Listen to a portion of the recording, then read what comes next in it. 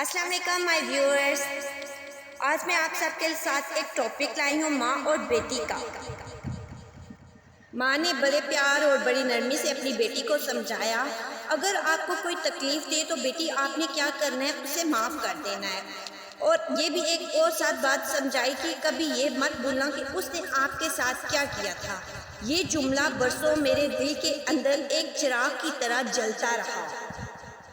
شروع میں یہ نصیحت آسان لگتی تھی، وقت کے ساتھ ساتھ یہ بوجھ سی بن گئی نصیحت۔ ہر بار نرمی دینے پر دھوکہ ملتا، کسی کو چاہنے کے بعد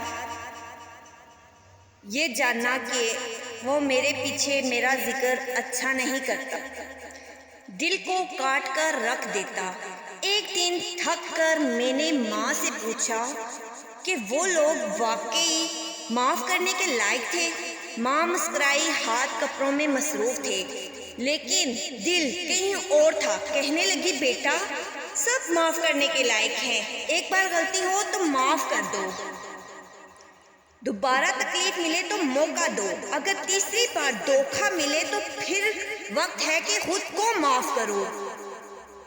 میں نے حیرانی سے دیکھا، ماں نے میرا نرمی سے ہاتھ تھام کر کہا، خود کو معاف کرو، تم نے ان پر یقین کیا، معاف کرو تم نے جلدی بھروسہ کیا، خود کو معاف کرو تم نے انہیں بار بار موقع دیا،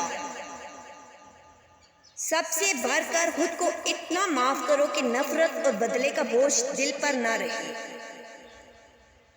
اگلی صبح میں نے ایک پرانی تصویر کے آگے ماں کو آنسو بہاتے دیکھا۔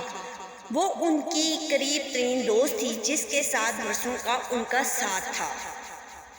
بھروسہ توڑ دیا تھا۔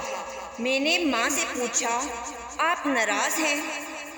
ماں نے گہری سانس لی اور مسکرائی، کہنے لگی، بیٹا میرے دل میں نفرت کے لیے جگہ نہیں ہے، میں بوجھ یہ کیوں اٹھاؤں؟ میں نے معاف کر دیا اسے، لیکن میں مقبولی نہیں ہوں۔ اگلی بار جب وہ مسکراتے ہوئے دیکھے گی، وہ خود جان جائے گی کہ نقصان کس کا ہوا ہے۔ پھر رومال سے آنسو پوچھتے ہوئے کہا، سب سے بڑا تحفہ یہ ہے کہ تم انہیں دکھا دو کہ تم آگے بڑھ گئے ہو۔ انہیں وہ زندگی دیکھنے دو جو تمہیں کبھی توڑ نہ سکے۔ ہمیں زندگی ایک بار ملتی ہے، دوسروں کے دیے ہوئے زخم نہ اٹھاتے پھرو۔ انہیں دکھا دو کہ آپ کہاں ہو، کیا ہو اور کہاں بیٹھے ہو، اور کیسے انہوں نے تجھے مضبوط بنا دیا۔ اس دن مجھے سمجھ آ گیا کہ معافی صرف دوسروں کے لیے نہیں، خود کے لیے بھی ضروری ہے۔ اس طرح کی مزید ویڈیوز کے لیے ہمارے چینل کو سبسکرائب کریں، لائک کریں، شیئر کریں، کمنٹ کریں۔ ملتے ہیں نیکسٹ ویڈیو میں، اپنا بہت سا خیال رکھیے گا۔ اللہ حافظ۔